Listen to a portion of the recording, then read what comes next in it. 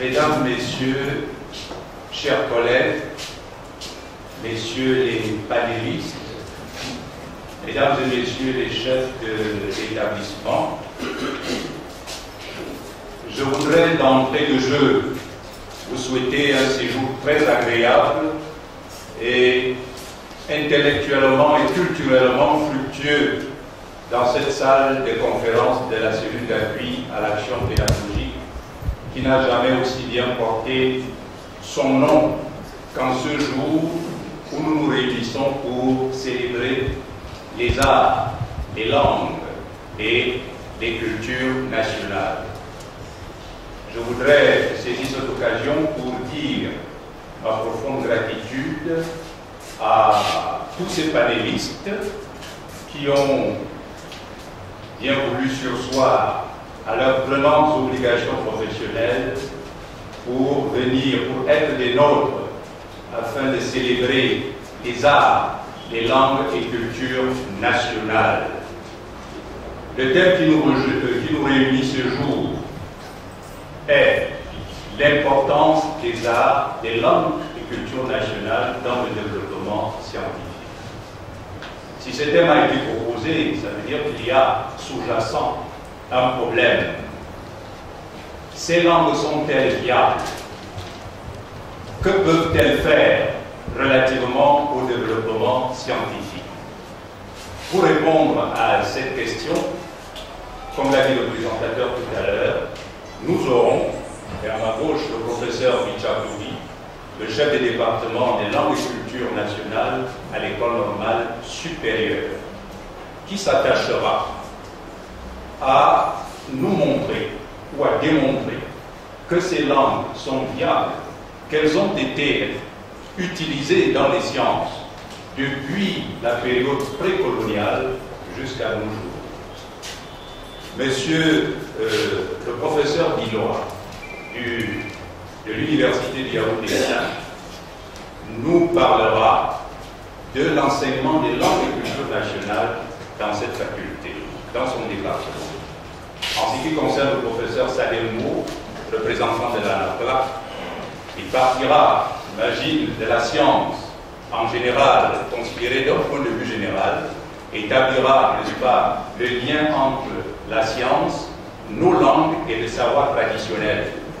Et dans un deuxième temps, il dira comment que ces langues nationales sont capables également d'expliquer les concepts scientifiques, la science moderne, moyennant un équipement, moyennant des aménagements. Le directeur de la CIL nous montrera la relation, établira la relation qui existe entre les langues et cultures nationales et la recherche scientifique. En ce qui concerne M. Ndé de l'Université de Douala, il va nous présenter une articulation de ce grand thème. Il parlera de l'impact virtuel des langues maternelles sur le développement scientifique.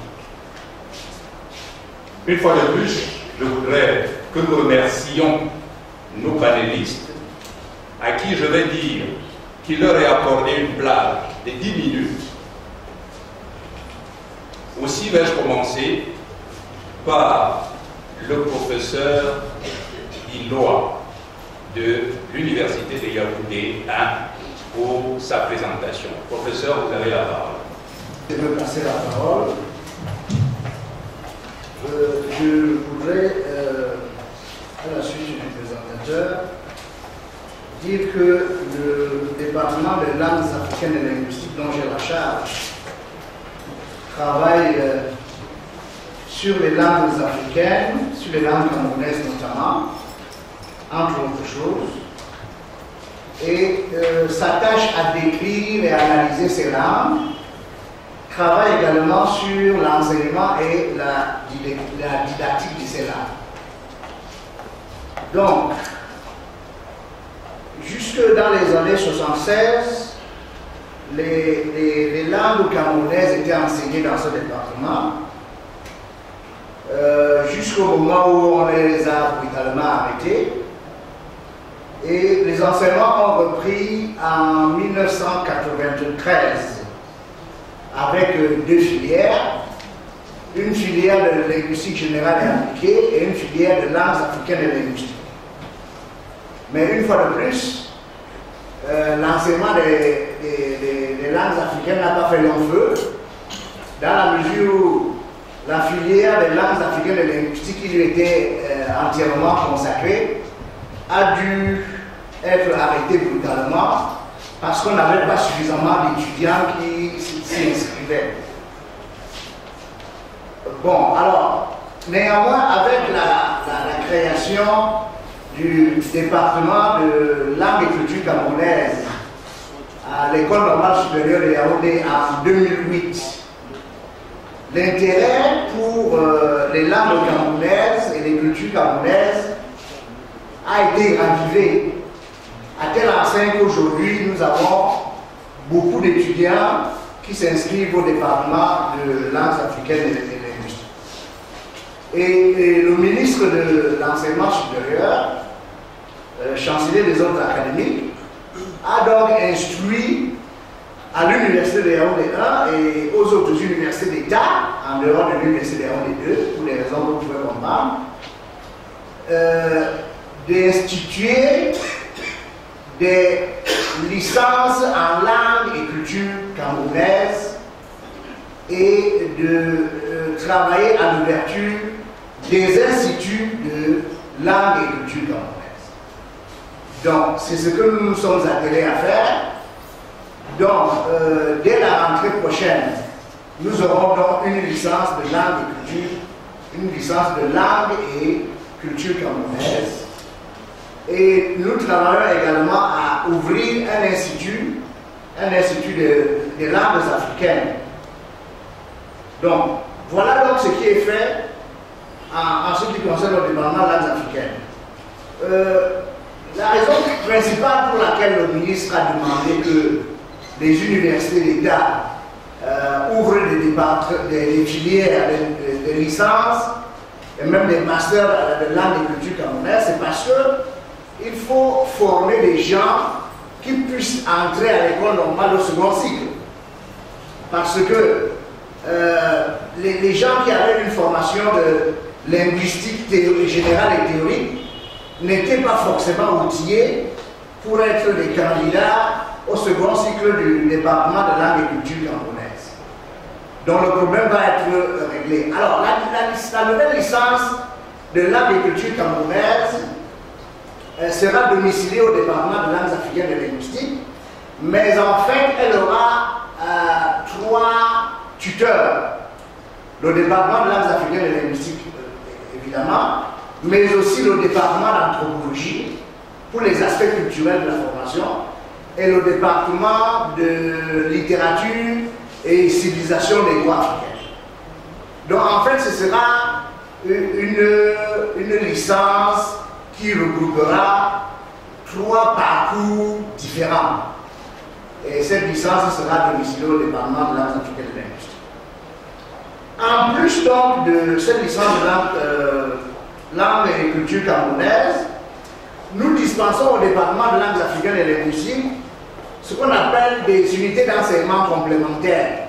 Donc ce sont des unités d'enseignement qui sont dispensées aux étudiants qui viennent d'autres départements. Il y a à peu près 13 départements à la faculté des arts et des sciences humaines de l'université de Yaoundé. Et ces unités d'enseignement complémentaires sont très courues parce que nous dispensons des enseignements de langue Douala, Ewondo, Bassa, Gomala et Fufundé. En dehors du Swahili. Le Swahili aussi, les enseignements du Swahili sont aussi dispensés. Je dois préciser que nous dispensons aussi des enseignements d'arabe et des enseignements de coréen. Mais puisque nous sommes ici pour parler des langues camerounaises, je voudrais juste répéter que les enseignements de langue sont très courus à l'université en ce moment. Ils suscitent un très grand engouement de la part de nos enfants. Je ne sais pas à quoi cela est dû, peut-être l'intérêt de nos cultures camerounaises. Donc, voilà, monsieur l'inspecteur, globalement, ce que nous faisons au département de langues africaines de l'Église. Très brièvement, je voudrais préciser que nous faisons beaucoup de recherches sur les langues africaines. Et je voudrais vous parler d'une de ces recherches qui a porté sur l'enseignement des cultures dans les écoles. Et cette recherche s'est culminée par la soutenance d'une thèse de doctorat PhD par une de nos étudiantes qui est devenue une collègue maintenant, qui enseigne à l'université de Douala, qui s'appelle Julia Messina Ete. Et la thèse a été transformée en livre. Et donc, le livre a été publié aux éditions L'Harmattan, par Lomassi. La culture à l'école primaire camerounaise. C'est un très très bon livre, je n'ai pas le temps de m'étendre là-dessus. Elle propose des contenus pour les enseignements de culture camerounaise et les enseignements de langue camerounaise. Elle propose une méthodologie d'enseignement, en même temps qu'elle propose aussi une méthodologie de rédaction de manuels. Donc c'est un travail très très important que j'ai eu l'honneur de effacer. Et je dois signaler que le directeur de cette thèse, c'est mon ami et collègue, le professeur Zaché Didi Bichakoti. Bon, voilà, monsieur l'inspecteur, ce que je pourrais dire en 10 minutes. Là-dessus, je vais tout simplement passer la parole à l'autre professeur, et chef des départements, cette fois-là l'école normale supérieure, le professeur Ija Mouni, pour son intervention. Merci, monsieur le modérateur. Mon propos s'articulera autour de l'utilisation des langues nationales dans le développement scientifique au Cameroun. Et pour commencer, je parle de la certitude selon laquelle toutes les langues véhiculent des savoirs.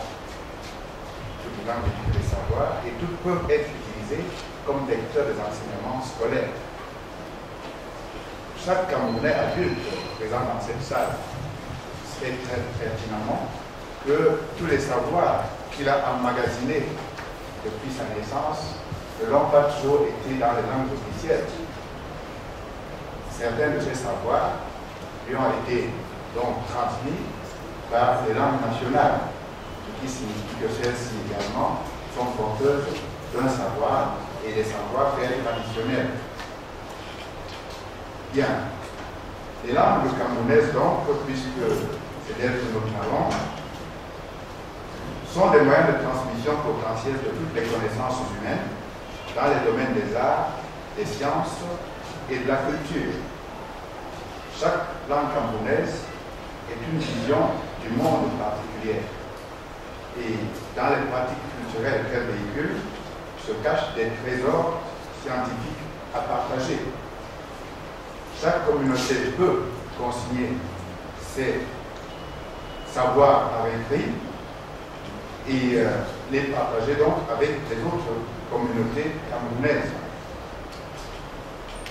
On se rappelle que dans un passé lointain, par exemple, après la découverte de l'Amérique et la découverte des mines d'or à ciel ouvert par les colons espagnols dans ce nouveau territoire, ils ont constaté que les Indiens qui habitaient ces territoires négligeaient l'or, parce qu'ils n'en connaissaient pas la valeur. Les Espagnols sont venus en Afrique et ont pris des Ghanéens pour aller exploiter et transformer de l'or sur le territoire américain. Simplement parce qu'à l'époque, les Ghanéens étaient réputés maîtres dans l'art de transformer de l'or. On le savait dans le monde entier. Donc chaque communauté possède en elle quelque chose qu'elle peut transmettre aux autres communautés. Bien.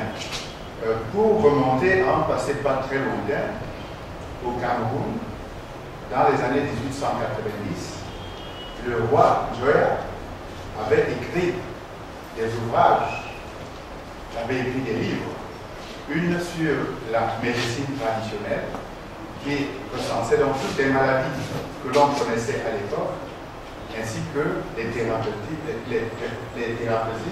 qu'on devrait donc appliquer à ces différentes maladies. Il a écrit ce livre et il a rédigé un autre qui n'a pas été très connu sur la transformation du bronze. C'est une technique qui a été enseignée dans les 40 écoles qu'il avait ouvertes au sein du royaume Bamoun et qui se voit encore de nos jours. Dont les répercussions se font encore sentir de nos jours au sein de ce peuple Bamoun qui a maîtrisé l'art du bronze. Bien, si nous passons maintenant au sud de la République, en 1870, lorsque les presbytériens américains sont arrivés à Campo, et puis ils se sont déplacés vers l'intérieur du pays, ils sont allés s'installer à Eilat, qui est près de Baloba, ils ont adopté la langue Boulou comme langue d'évangélisation tout d'abord, mais ensuite comme langue des enseignements scolaires dans les écoles qu'ils avaient ouvertes. Et dans cet établissement, on enseignait la menuiserie, on enseignait les mathématiques, on enseignait la maçonnerie, on enseignait l'agriculture, les techniques agricoles, tout ceci en langue Boulou. Il ne l'avait jamais fait en anglais américain, qu'il maîtrisait pourtant. Donc, on voit que dans ces écoles-là, le Boulou a servi à la transmission des connaissances scientifiques. Il en est de même dans les écoles de langue Douala que Saker et son équipe avaient ouvert le long de la côte. Ceci veut dire que les langues camerounaises n'ont pas toujours été à la traîne par rapport à la transmission des connaissances scientifiques. Bien. Nous pouvons simplement regretter qu'aujourd'hui, toutes les connaissances, par exemple, que nous avons emmagasinées dans la langue Bamoun, avec les écritures de Wanjoya, aient toutes été réduites ensemble à une période de l'histoire de ce pays, c'est-à-dire au début de la colonisation de l'Algérie française. Ces ouvrages ont tous été passés au bûcher et l'imprimerie qu'il avait inventée à Fumban a été fondue de nouveau, c'est-à-dire qu'on a fait fondre les caractères de l'imprimerie pour que la civilisation Bamoun ne fasse pas concurrence à la nouvelle civilisation qui devait donc dominer le pays. Bien, on me dira que ça c'est une autre époque. Qu'est-ce que nous-mêmes faisons pour que les langues camerounaises puissent exprimer les sciences ou alors servir à leur transmission? Nous sommes au département de langues africaines et linguistiques, je veux dire, au département de langues et cultures camerounaises de l'école normale supérieure. Ça, c'est l'expérience de mon collègue Biloa. Tu es dans les deux. Tout à fait. Je suis ancien dans les deux, donc ça peut arriver. Donc, les langues camerounaises sont-elles encore utilisées dans l'expression et la transmission des sciences? Je dois dire oui. Bien. De nombreuses expériences sont actuellement en cours au sein de notre République, les unes portées par le ministère de l'Éducation de base, d'autres par le ministère de l'Enseignement secondaire et certaines par le ministère de l'Enseignement supérieur. Et je commencerai par mentionner quelques-unes. Au ministère de l'Éducation de base, par exemple, l'initiative Élan Afrique, qui est portée par l'Organisation internationale de la francophonie, vient d'introduire au mois de septembre dernier l'enseignement de 4 langues. 4 langues qui sont le Fulfulde, le Romala, c'est-à-dire le Bamileke, le Bafoussam, le Bassa et le Béti, c'est-à-dire le Wondo, dans une cinquantaine d'écoles à travers la République. Et cet enseignement, pour l'instant, porte simplement sur la classe de la CIL en cette année 2013-2014. Et dans ces classes-là, 80% du temps hebdomadaire d'enseignement est fait en langue locale, c'est-à-dire dans les langues que j'ai citées. 20% du temps seulement sont utilisés pour l'expression française orale ou anglaise orale. Donc 20% sont consacrés à la langue officielle. Et toutes les matières qu'on apprend à la CIL sont donc dispensées dans la langue maternelle de l'enfant. Bien. Au CP l'année prochaine, ce sera 70% du temps qui seront donc consacrés à l'utilisation de la langue maternelle, contre 30% à la langue officielle. Au CE1, on passera à 60% de langue maternelle et 40% de langue officielle. Puis, tout cela va se stabiliser au niveau du cours élémentaire 2, où 50% des enseignements seront faits en langue maternelle, 50% en langue officielle, et ceci juste au CFE, pour que ces enfants soient parfaitement bilingues en leur langue maternelle et en français. Ceci veut simplement dire qu'une bonne partie des enseignements qui seront donc dispensés au primaire le seront en langue locale. Autant pour l'enseignement du calcul, des sciences d'observation, comme on les appelle, de la géographie et de toutes les autres matières qui sont enseignées au primaire. Une bonne partie sera dispensée en langue locale. C'est un gros défi, vous allez me dire, mais nous serons progressivement comment donc résoudre ce problème de l'élaboration des manuels en langue locale pour l'école primaire.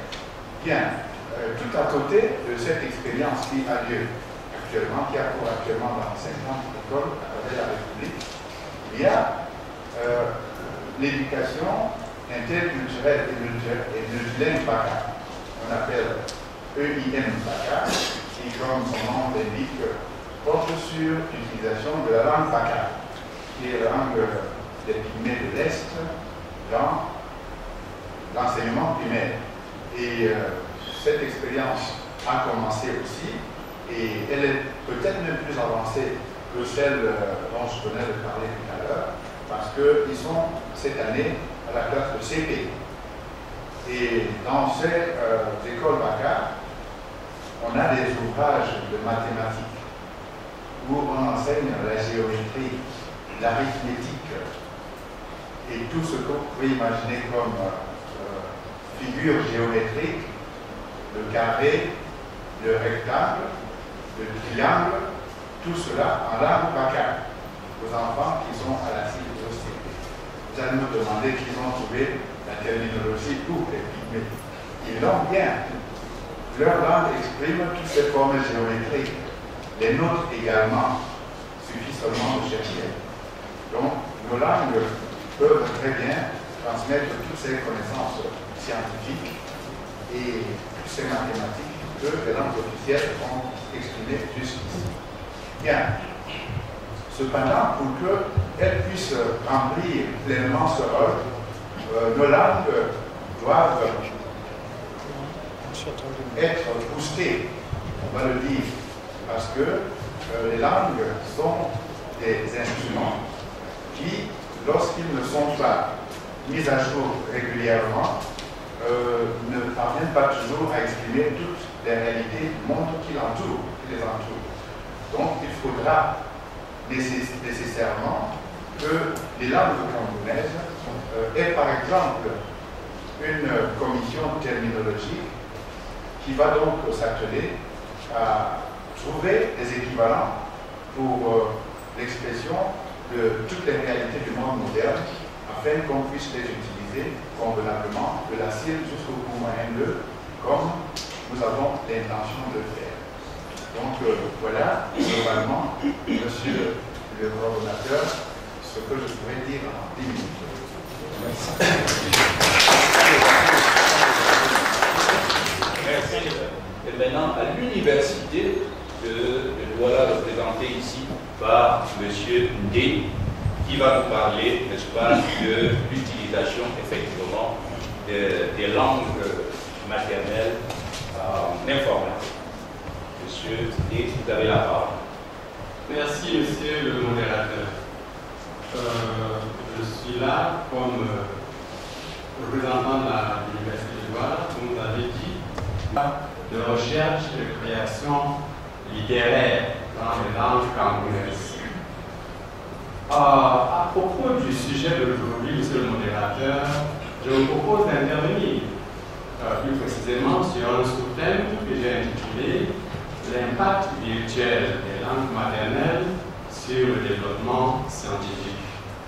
Pour schématiser un peu, après l'introduction, je dirais quelque chose. Je parlerai de la représentation de la science en Afrique, au Cameroun en Afrique, puis de l'africanisation linguistique de l'enseignement de la science, ensuite de l'aptitude des langues africaines à la science, et enfin de l'impact du développement scientifique sur les langues nationales.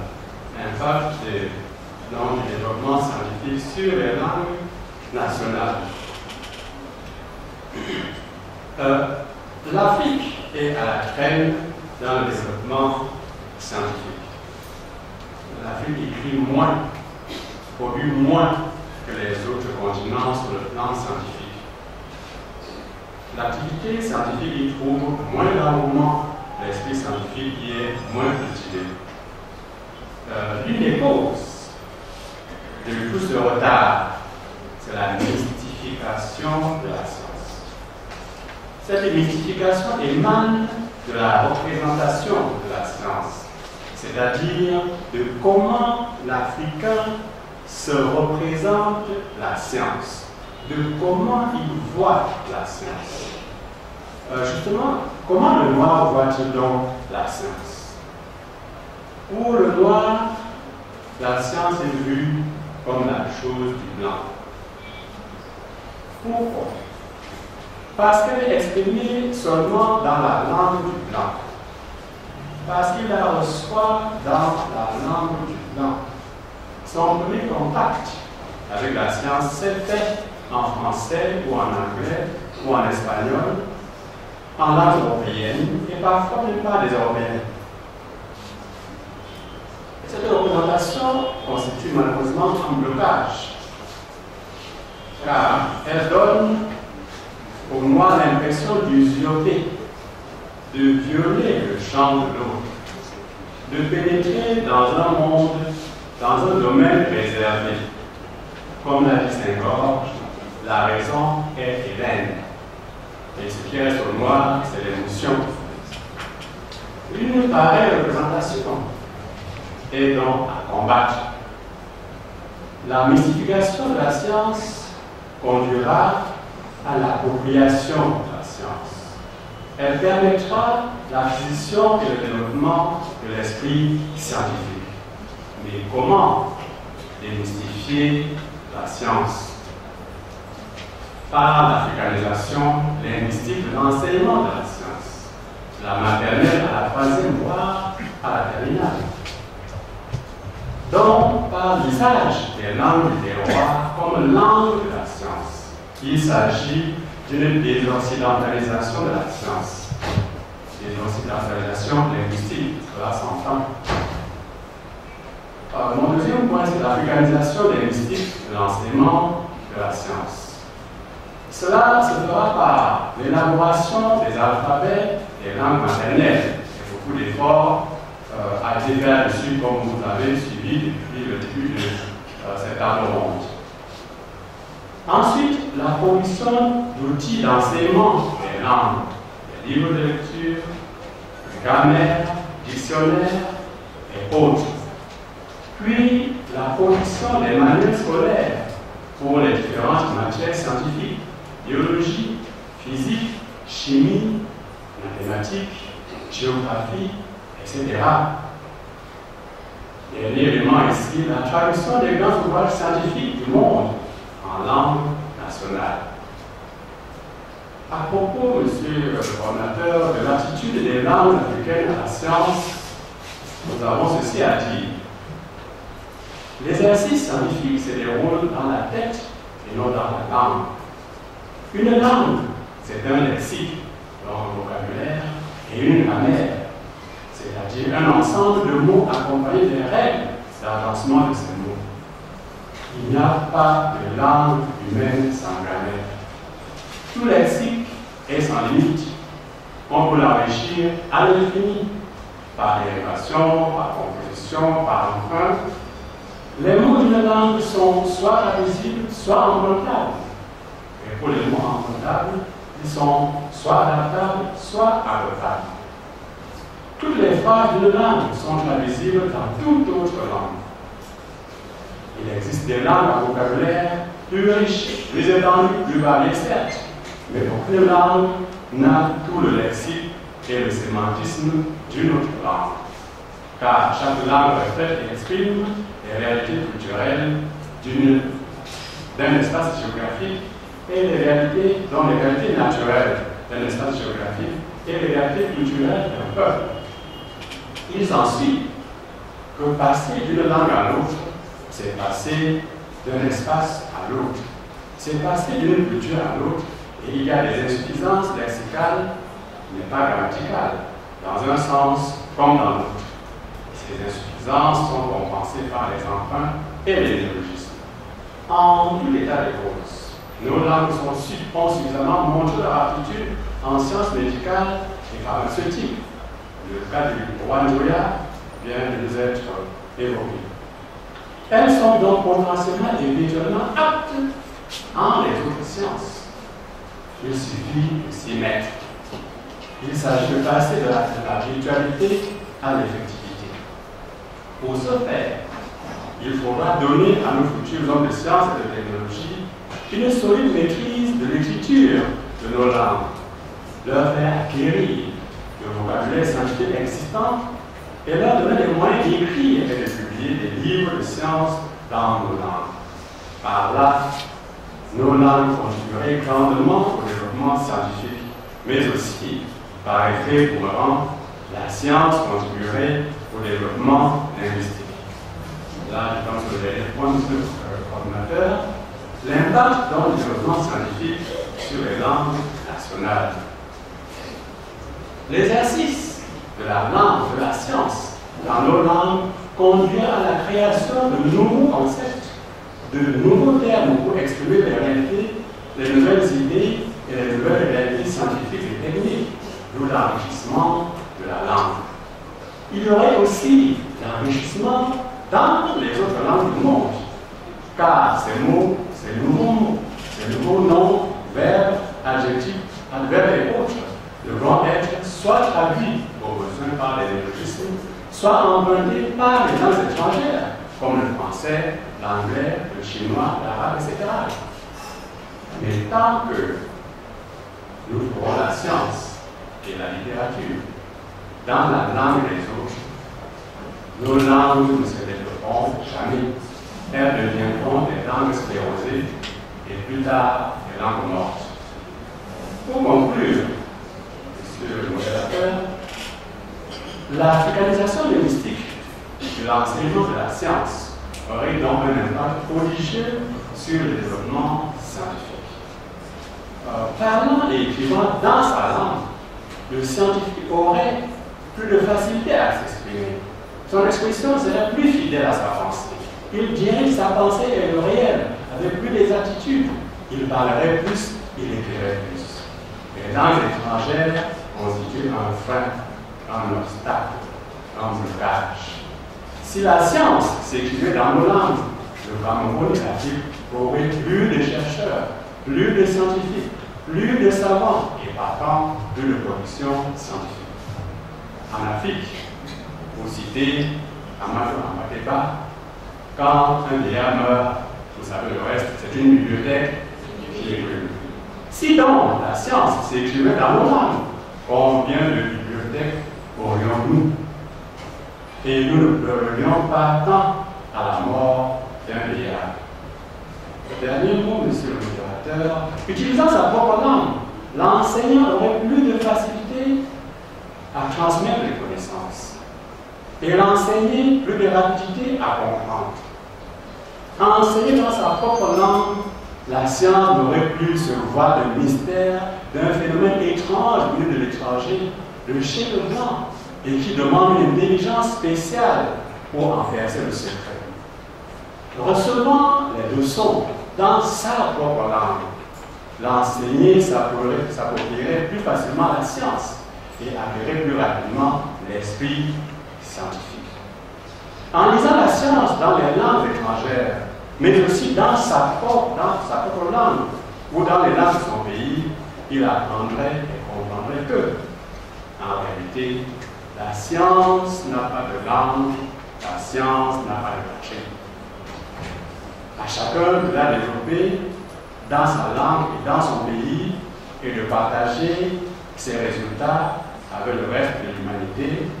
Et pour me répéter, la science n'a pas de langue, la science n'a pas de patrie.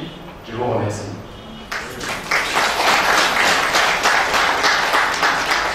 Monsieur Ndé, après avoir fait le tour des universités, je vais passer à un autre universitaire qui représente ici la NAFLA, Monsieur le professeur Salembo, pour son intervention. Professeur, je vous tends le micro. Merci, monsieur l'inspecteur, après avoir écouté mes collègues, mon propos serait seulement un renforcement de ce qu'ils viennent de dire.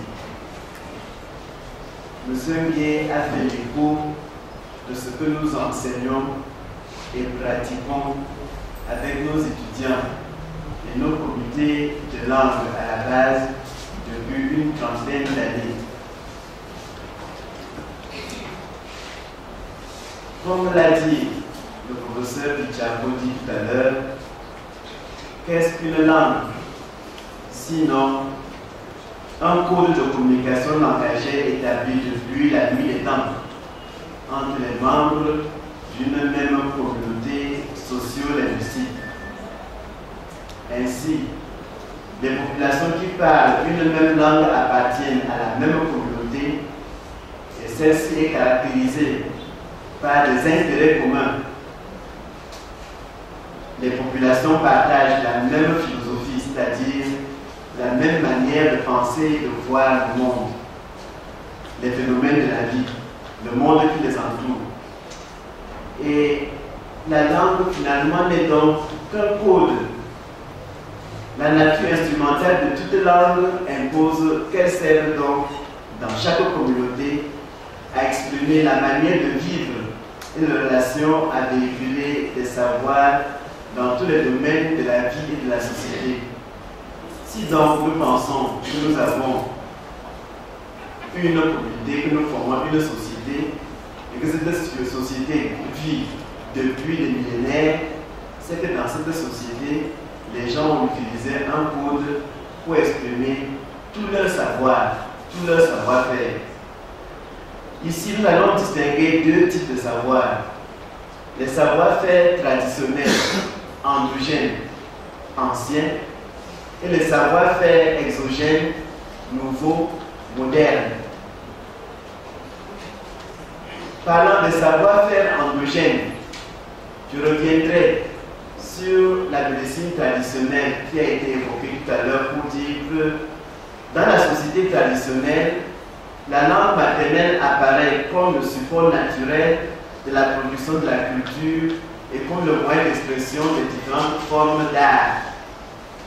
Nous le disions dans un ouvrage publié sous la direction du professeur Tadadjeu il y a 6 ans.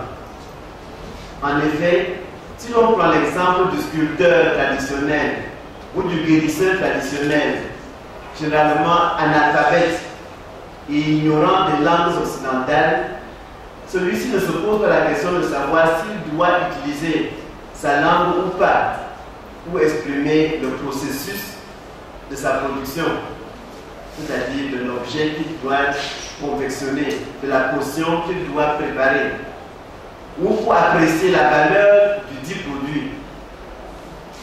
La médecine traditionnelle basée sur la pharmacopée est entièrement exprimée dans la langue maternelle du praticien.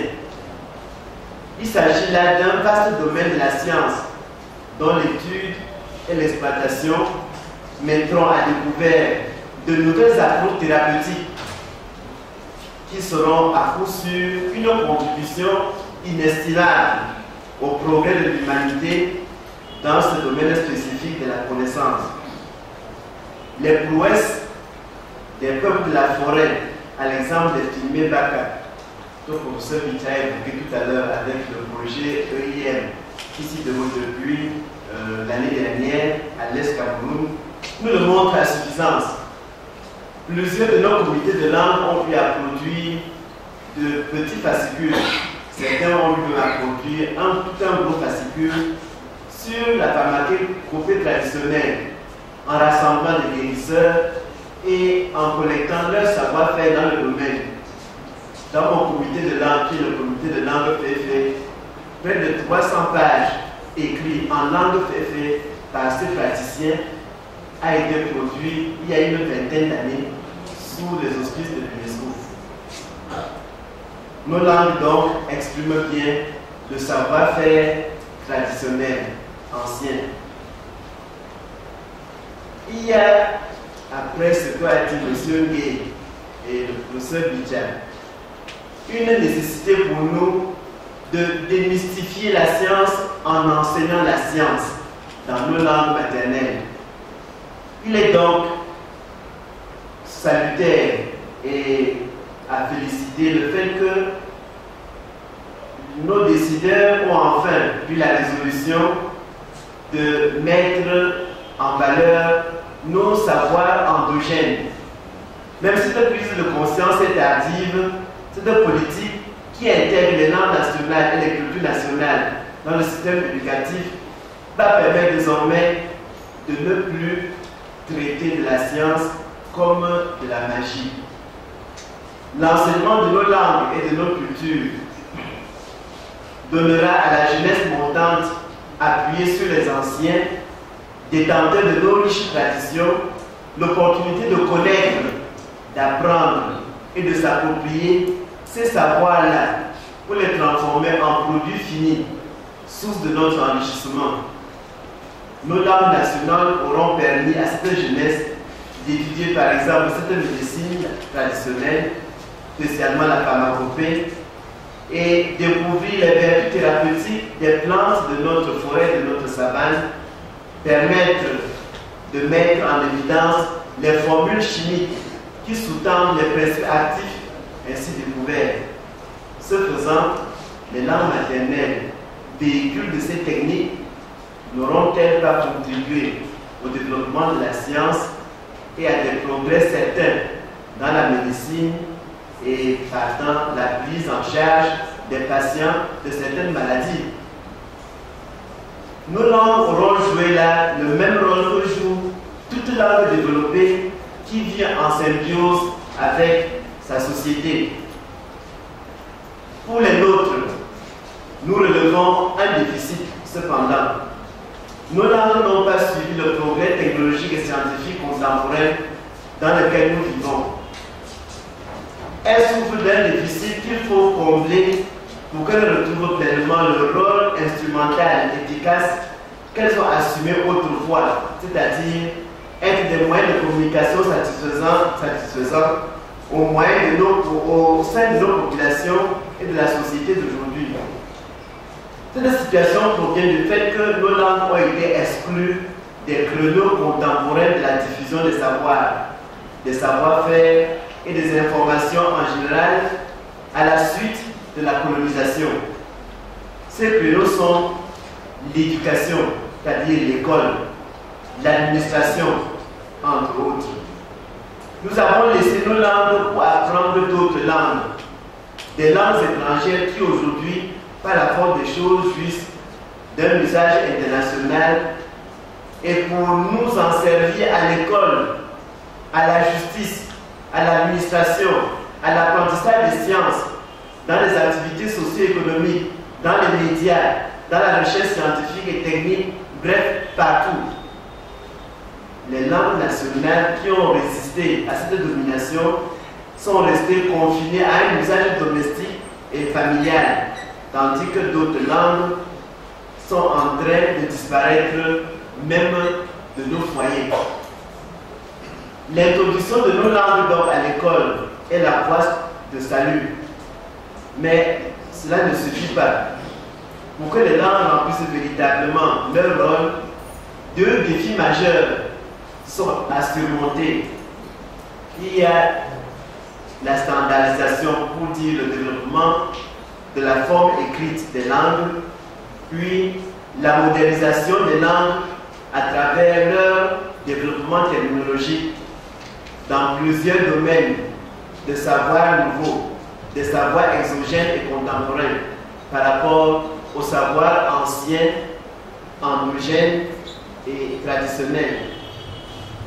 S'agissant de la standardisation, le développement scientifique moderne ne peut pas se contenter de la communication exclusivement orale, comme tel a été le cas dans le passé.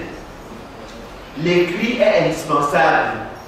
Si à l'oral, les membres d'une même communauté linguistique peuvent se communiquer efficacement en gardant chacun sa variante locale, c'est-à-dire son dialecte, parce que l'intercompréhension est satisfaisante. En revanche, lorsqu'il s'agit de la communication écrite, il est commode d'avoir une seule forme écrite pour une unité langue à l'usage de tous. C'est ce qu'on appelle la forme standard. Pour nous, les chercheurs ont développé déjà des méthodes pour établir l'écriture standardisée de chaque unité langue nationale, au moins celles qui sont encore vivantes et viables. Ainsi, les langues dont l'écriture n'est pas encore standardisée devront-elles subir une harmonisation de leur écriture au moment de leur introduction à l'école. Ce travail des chercheurs comble le vœu du professeur Né. Si la standardisation des écritures ne regarde que quelques langues, le problème de la modernisation et de l'extension du stock lexical de nos langues est général. Nos langues ont besoin de développement terminologique dans plusieurs domaines abordés à l'école, en grammaire, c'est-à-dire en sciences du langage. Par exemple, comment dire alphabet, lettres, consonnes, voyelles, ton, préposition, conjonction, accord, temps de conjugaison, mode, aspect, phrase, paragraphe, texte. Nous sommes là seulement dans le domaine de la grammaire, qui est une science, la science du langage. En mathématiques, nous sommes confrontés au même type de problème, le problème d'expression des concepts. En SVT, en éducation à la citoyenneté, en informatique, en physique, en chimie, etc. Mais, comme l'ont dit mes prédécesseurs, la langue en tant qu'outil s'adapte à son environnement. L'avènement de la religion chrétienne chez nous et de la Bible a donné lieu à la traduction de cette écriture en langue locale. C'est donc une bonne preuve de l'adaptation. Les nouveaux enseignants formés pour l'enseignement des langues et cultures nationales au département de langue et culture nationale, l'école normale ou à l'université, vont aujourd'hui se donner le plaisir de chercher et d'exprimer en leur langue les concepts de la grammaire qu'ils enseignent et les concepts des autres disciplines qu'ils enseignent. J'étais très amusé hier lorsque je rencontrais l'une de ces étudiantes-là qui disait que dans sa salle de classe, les enfants sont émerveillés de voir qu'elle peut dire, expliquer la grammaire de sa langue maternelle entièrement en langue maternelle et de manière satisfaisante, pourvu que le traducteur suive les principes scientifiques de la traduction et la maîtrise des deux langues grâce à l'analyse sémantique des textes, le recours à certains procédés comme la transposition, la modulation, l'étoffement, le chassé-croisé, l'explication, etc. Donc des méthodes et des techniques existent pour développer la terminologie dans nos langues maternelles. Les langues nationales contribueront pleinement au développement scientifique quand elles seront utilisées pour enseigner les sciences. Au niveau des établissements universitaires, de la NACLAC et des structures de recherche linguistique, des travaux ont été engagés dans le développement technologique avec assez de succès dans plusieurs de nos langues. les langues de grande diffusion comme le bassa, le petit fan, le douala, le féfé, le romana, le fouté, tout comme les langues de moindre diffusion comme le noissoué, le yambétal, la rem, le gomba. Je cite là les langues sur lesquelles portent quelques-uns des mémoires de master que nous avons dirigés et que nous conduisons avec nos étudiants ces derniers temps. Le développement technologique est un programme vaste et c'est pourquoi ces travaux restent insignifiants à l'heure actuelle, eu égard aux différents domaines à couvrir. Les travaux en cours sur l'informatique et même la numérisation de nos langues surprennent et émerveillent les locuteurs parce qu'ils étaient victimes des préjugés de toutes sortes sur la pauvreté de nos langues. Notre secrétaire à la classe travaille sur la numérisation de la langue noissoué. Et son informateur était étonné qu'une jeune fille comme elle se préoccupe de l'enseignement de l'informatique en langue nationale. Mais elle s'est vite rendu compte qu'il comprenait vite tous ces concepts qui semblaient très complexes en informatique lorsque elle les lui présentait dans la langue maternelle. Je conclurai en disant que l'enseignement des langues nationales et en langue nationale soutenu par la recherche scientifique va examiner les richesses encore cachées de notre patrimoine culturel au sens large du terme et qui est véhiculé par nos langues. Celle-ci, une fois modernisée et pratiquée dans les domaines les plus variés de la vie et de la société, enseignées à l'école, faciliteront l'appréhension, c'est-à-dire la saisie, et l'assimilation des notions scientifiques nouvelles et contemporaines, ainsi que l'implication des jeunes ainsi formés dès la base à s'impliquer dans le développement de la science, dans les domaines qui les intéressent. Je vous remercie. Nous allons passer au dernier intervenant, le directeur de la SIL. Société internationale de linguistique. En édition à la SIL aujourd'hui. Monsieur le modérateur, merci pour l'invitation de prendre part à ces échanges. La place des arts, des langues et des cultures nationales dans le développement scientifique, tel est le thème qui nous ressemble dans cette salle et autour de cette table. C'est un sujet qui marque encore ce temps présent plus que par le passé, car la majorité des pays africains, à travers le mouvement de la décolonisation, ont vu la grande majorité de leur politique de développement être conçue sans considération véritable des identités culturelles de leur peuple. Heureusement que les porteurs du mouvement panafricanisme, à l'instar de Léopold Sédar Senghor et Kwame Nkrumah, voyaient déjà à cette époque le danger pour l'Afrique d'ignorer ses identités culturelles dans les politiques de planification de son développement. Dans un ouvrage resté célèbre intitulé Le conscientisme du traumatiseur, je cite, le conscientisme est l'ensemble, en termes intellectuels, de l'organisation des forces qui permettront à la société africaine d'assimiler les éléments occidentaux, musulmans et euro-chrétiens présents en Afrique et de les transformer de façon qu'ils s'insèrent dans la personnalité africaine. Fin de citation. Aujourd'hui, la question de la place des arts, des langues et des cultures dans le développement scientifique est donc la bienvenue. Dans un contexte de mondialisation marqué par une volonté d'uniformisation des imaginaires en répondant et valorisant un seul modèle culturel sur toute la planète. Le constat étant bien évidemment que le désir d'une perpétuelle domination des cultures des États forts sur celle des États dits faibles est toujours réel.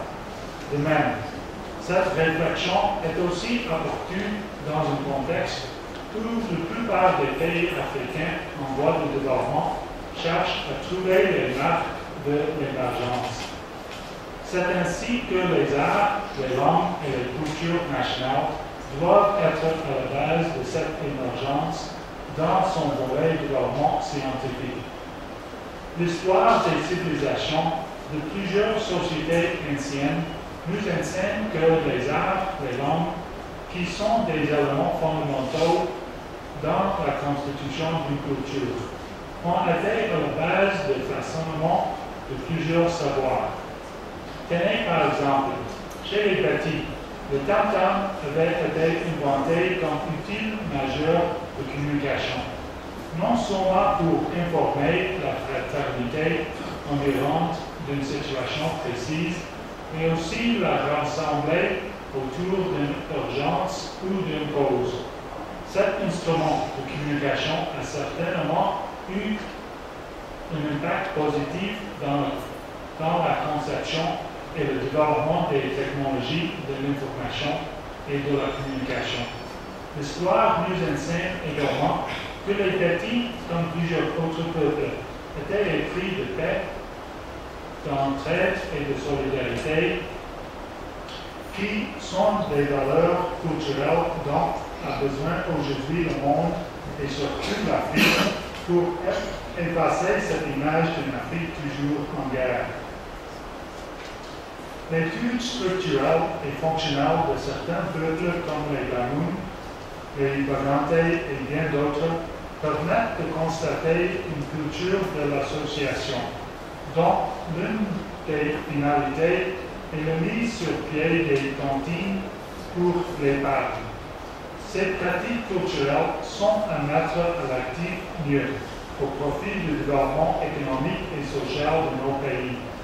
Même si les banques rassurent du point de vue de la sécurisation des fonds, la culture des cantines et des associations de même genre est une piste de réflexion ouverte aux économistes et aux acteurs économiques pour réfléchir dans quelle mesure ces espaces peuvent mieux contribuer efficacement à l'amélioration des conditions de vie de nos populations. Permettez-moi, après ces brefs développements, d'aborder la question de la communication dans le développement de la science. Par quels moyens de communication doit-on passer pour diffuser les connaissances? Dans un article intitulé « La pratique scientifique dans la langue nationale », Conrad et Lich affirmaient « La connaissance est étroitement tributaire de la langue ». Depuis bientôt 50 années, la CIL au Cameroun mène le plaidoyer pour le développement des langues maternelles. Dans cet engagement, et avec la collaboration de nos partenaires stratégiques comme le gouvernement, plusieurs programmes de recherche fondés sur la recherche linguistique, la traduction, la formation et l'alphabétisation ont été bouclés ou sont en voie de l'être. De quoi s'agit-il exactement? Il s'agit d'une part de sauvegarder nos langues locales pour les préserver d'une disparition éventuelle, et d'autre part, de permettre que la langue soit véritablement à la base de la diffusion des savoirs. Qu'est-ce que cela implique? Cela implique la conception, l'élaboration et la diffusion des savoirs en langue maternelle. Dans cette démarche, aucune discipline scientifique ne saurait être épargnée, ni les mathématiques, la philosophie, l'économie, la musique, la littérature, et bien d'autres ne doivent être marginalisées. C'est pour réaffirmer cette place centrale de la langue maternelle que Michel Bergeron déclarait au cours d'une conférence intitulée « Comment s'écrit la science ?» tenue au Québec en 2013. Je cite, « Les langues nationales ne sauraient accepter d'être réduites à un rôle secondaire. toute société se doit de réagir quand s'installe insidieusement un rapport formel entre la qualité de la recherche et la langue utilisée pour la diffuser. On ne faut jamais accepter l'équation que tout ce qui est en langue étrangère est bon, tout ce qui est dans notre langue est pauvre. On sait depuis des décennies que les chercheurs publient sous le dictat du publish or perish, to be published or not to be quoted or not to be. Fin de citation. Que faut-il faire pour que les arts, les langues et les cultures portent véritablement le développement de la science dans une perspective d'émergence de nos pays? Au cours d'un atelier sur la culture et le développement avec le NEPAD organisé à Abidjan en 2003, l'UNESCO a fait les propositions, entre autres. La protection des techniques et des savoirs culturels, la formulation des politiques culturelles nationales, la promotion du développement de la recherche culturelle, la reconnaissance de la culture comme facteur de paix et de bonne gouvernance, la mise en valeur des diversités culturelles et des savoir-faire traditionnels comme des ressources pour le développement. À la suite de ces propositions, nous pensons à une nécessaire sensibilisation de la communauté des chercheurs pour qu'ils fassent de la culture la base de leurs travaux de recherche. Plus de vulgarisation et de capitalisation des recherches menées dans le cadre du développement culturel. Renforcer la coopération pour que les recherches en matière de culture se fassent de manière plus aisée. Mesdames et messieurs, dans une société fondée de nos jours sur le développement durable, chaque individu devrait pouvoir accomplir sa propre vie et non la subir. Pour cela, il devrait pouvoir accéder à une éducation initiale et une éducation tout au long de sa vie dans un processus de formation continue et d'enrichissement culturel pouvant emprunter les biais les plus variés. Tout être humain, à tout échelon de la société, se verrait offrir la possibilité de devenir producteur et ou acteur de culture et de dépasser le stade de simple consommateur de divertissement.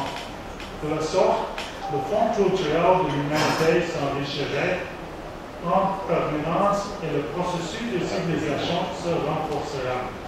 Vivement que le développement scientifique soit un moyen efficace de préservation de la diffusion des savoirs culturels. I want to just finish in English, the other national language.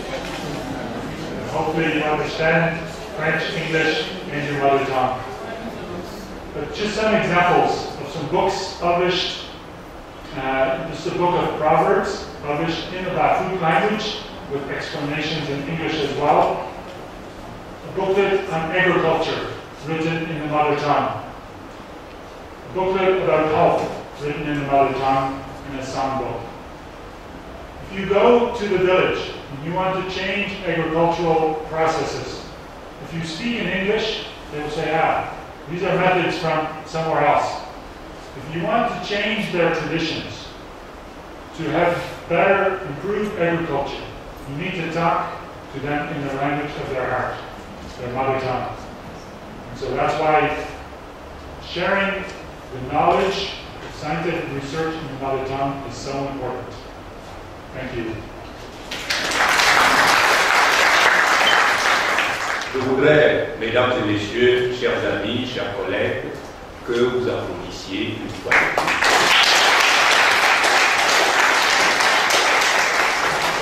Pour témoigner, n'est-ce pas, toute notre amitié à nos amis, pour leur dire, toute notre reconnaissance pour leur présence en ces lieux. Ce n'est pas évident de déplacer des universités. Une université, c'est une institution qui pèse des tonnes et des tonnes. Et nous avons réussi le tour de force de les prendre à l'école normale supérieure. Vous me direz que ça fait partie de l'université de l'Europe. Nous sommes même allés plus loin, nous sommes allés à Douala pour attraper, entre guillemets, monsieur D. Que dire du professeur Salim Bou qui représente Al-Nakhla et enfin le directeur de la CIL, à qui je dis une fois de plus merci pour vos interventions, merci pour votre présence dans le cadre de la célébration des arts, des langues et cultures de chez nous.